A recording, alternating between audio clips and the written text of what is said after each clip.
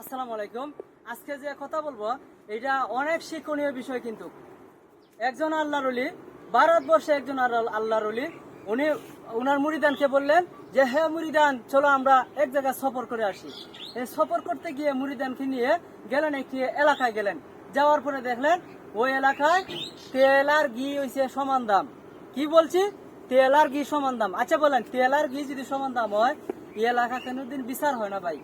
মানে ন্যায় রে অন্যায় বানাইব, অন্যায় রে ন্যায় বানাইব, মানে এই ধরনের নিয়ম নীতি। আল্লাহর ওলি বললেন যে হে মুরিদান, আমি এখানে থাকবো না, চলো আমরা এই জায়গা ছেড়ে চলে যাই। এখানে কিন্তু বিচার নাই, ন্যায় নীতি নাই।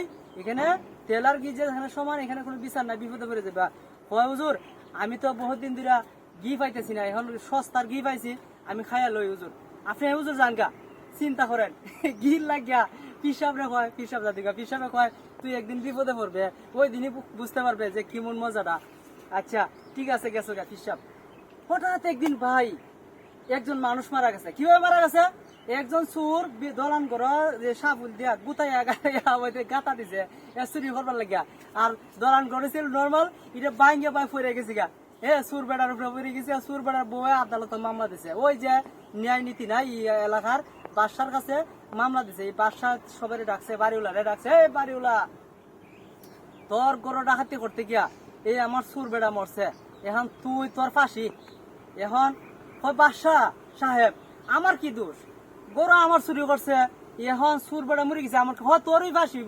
কত হইলে শুনেন, ঘর কিন্তু আমি বানাইছি না, বানাইছে রাজমিস্ত্রি। রাজমিস্ত্রি কিভাবে বানাইছে আমি জানি না। রাজমিস্ত্রি ডাক, রাজমিস্ত্রি আইছে। রাজমিস্ত্রি হয় কি যে বাসা হয় বেটা কথা হচ্ছে তোর ফাঁসি। কেরে তুই যে ঘর বানাইছ তোর মাল করিয়া, এই কারণে সুর বেটা মরছে, বিল্ডিং ভাঙ্গিয়া তোর ফাঁসি। হুজুর আমার তো দোষ নাই, খার দোষ। যুগালি যুগালি মাল বানাইছে যে বেটা, সিমেন্ট দিছে কম, পানি দিছে বেশি, বালু দিছে বেশি। হ্যাঁ, এখন এই যে নর্মাল হয়েছে। যুগালি ডাক, যুগালি আছে, যুগালি তোর ফাঁসি। হুজুর আমার দোষ নাই, খার দোষ। এক বেটা গুড়া লয়ে যেতেছে, গুড়ার গলার মাঝে গুঙ্গুরের আওয়াজ, আমি ডরাই, আমি পানি কতলা দিছি আর সিমেন্ট কতলা দিছি, বালু দিছি কতলা, এটা আমার খেয়াল নাই। হয় যে গুড়াইলে ডাক, গুড়াইলে যায় তোর ফাঁসি। গুড়াইলে হ্যাঁ আমার কি দোষ?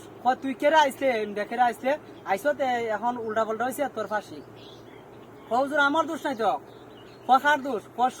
স্বর্ণ যে বেটা স্বর্ণ দিয়ে বানাইছে গুঙ্গুর, ওই বেটারে ধরেন, স্বর্ণকারে নিয়ে আসো, স্বর্ণকারে আনছে। এখন স্বর্ণকারে আর কোনো জবাব নাই ভাই।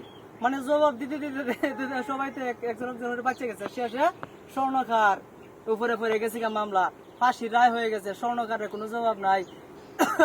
আর ওই যে ফাঁসির রশিটা আনছে আমেরিকার থেকে বা, বুঝছেন? আর যে রশি আনছে না, এই রশি তো গলার মানে মিলে না, স্বর্ণকারের গলা চিকন। এখন বাদশা অর্ডার দিছে, ইয়ে লেখা গার মুডা আছে হার, ইয়েরে বাইর কর গিয়া, ইয়েরে ফাঁসি দিব। এখন কুস্তে কুস্তে কুস্তে কুস্তে ওই পীর সাহেবের হাতে মেরে বাইলিছে। পীর সাহেবের হাতে মেরে তো গি হাইয়া গার কান মুডা করছে ভাই। এই গার মুডা ফাঁসির রশি গারে মিলে গেছে গা। এখন ভাই বাদশা কইছে তোর ফাঁসি। বাদশারে হয় হুজুর আমার কি দোষ? কয় তোর তো গার মুডা রশির সাথে মিলছে।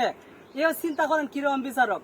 আচ্ছা এরপরে কয় আমার একটু সুযোগ দিবেন। অবশ্যই মৃত্যুর আগে তো সুযোগ দেওয়া লাগে। আমার একজন পীর সাহেবের সাথে আমার দেখা করতে হবে। দুই রে গেছে পীর সাহেব, হুজুর ফাওয়া ধরছে, হাতে পা ধরছে, হুজুর আমার বাসান কি যে কোন বেটা কিভাবে মরছে, এখন আমার ফাঁসি।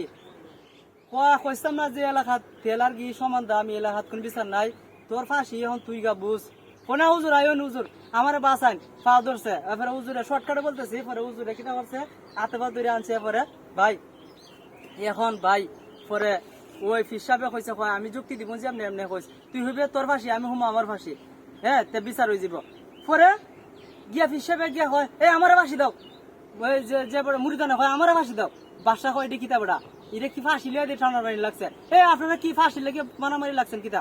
আরে এই মুহূর্তে যে ফাঁসি লাগবে তুই জান্নাতে যাবো গা। তাইলে আমারে দাও, আমারে দাও। এই বিচারকের ফাঁসি হয়ে গেছে গা।